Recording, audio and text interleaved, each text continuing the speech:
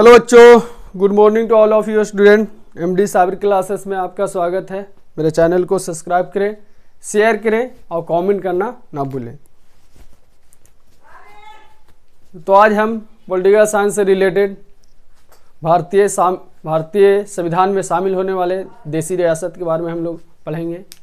इसके पीछे according video में हम लोग महत्वपूर्ण आर्टिकल के बारे में पढ़े थे। देखिए, सबसे इम्पोर्टेंट बात यहाँ पर यह है कि जो भी रियासत है, जो भारतीय संविधान में जो भी रियासत को शामिल किया गया है, इनका श्रेय किसे जाता है, ये एक इम्पोर्टेंट क्वेश्चन बन जाता है।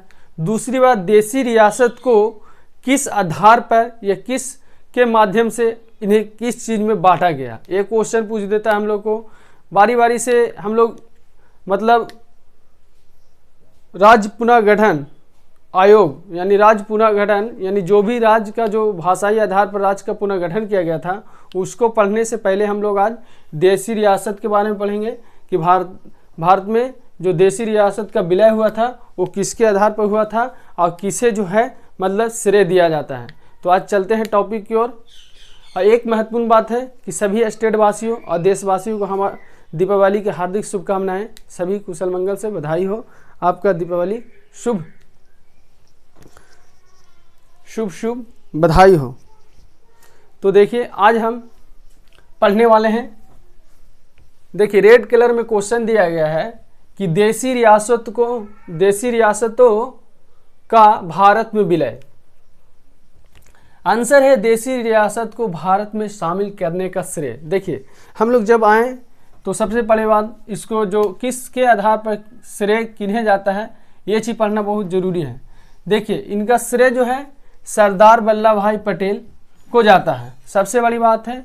और इसमें जो महत्वपूर्ण योगदान यानी बीपी मेनन को जाता है। तो ये दोनों सरदार वल्लभ भाई पटेल और बीपी मेनन जो मिलके भारत में देसी रियासत को विलय के रूप में शामिल किया है, इसका श्रेय सरदार वल्लभ भाई पटेल और बीपी मेनन को जाता है। जिसने क्या किया, जिसने रियासत मंत्रालय बनवाया। देखिए, अगर क्वेश्चन पूछ देगा कि भारत में देसी रियासत का मंत्रालय किसने बनाया, ऑप्शन में दे देगा सरदार वल्लभ भाई पटेल, सरदार भगत सिंह दे देगा, या पंडित जवाहरलाल नेहरू दे देगा, या अंबेडकर दे देगा। तो जो चीज़ हम लोग पढ़ते हैं महत्वपूर्ण ये साबित होता है। तो यहाँ पर सरदार वल्लभ भाई पटेल अगर यदि रहे तो उस पर टिक कीजिएगा, या बीपी मेनन रहे तो इस पर टिक करिएगा। इन्होंने ही भारत में देसी मंत्रालय बनवाया है। देखिए, भारत में ऐसे 3 प्रकार की देसी रियासत है। ये भी पूछ देता है कि भारत में कितने प्रकार की देसी रियासत है, तो हम लोग टिक करेंगे क्या कि 3 प्रकार के। और 3 प्रकार में पहला है जूनागढ़ रियासत, दूसरा है हैदराबाद रियासत, तीसरा है जम्मू कश्मीर रियासत। ये 3 है, तीनों के बारे में हम लोग पढ़ेंगे। देखिए, जूनागढ़ जो रियासत है, इन्हें किस आधार पर शामिल किया गया, ये चीज़ देखना। तो इन्हें जनमत संग्रह के आधार पर शामिल किया गया। देखिए, यहाँ है जू और यहाँ है जा, तो जू जा यानी ये चीज़ जू अगर रहे तो जू से जू जा को मिलाइए, समझे ना। तो ये चीज़ एक आपको ट्रिक हो गया, जूनागढ़ जू ना और जा ना। तो जूना और जाना में कोई डिफरेंस नहीं है, एक ही लैंग्वेज से ही कर रहा। तो जूनागढ़ रियासत को जनमत संग्रह के आधार पर शामिल किया गया। दूसरी बात है, दूसरा जो है हैदराबाद रियासत, इसे किस आधार पर या किस माध्यम से, पुलिस कार्रवाई के माध्यम से इसे शामिल किया गया।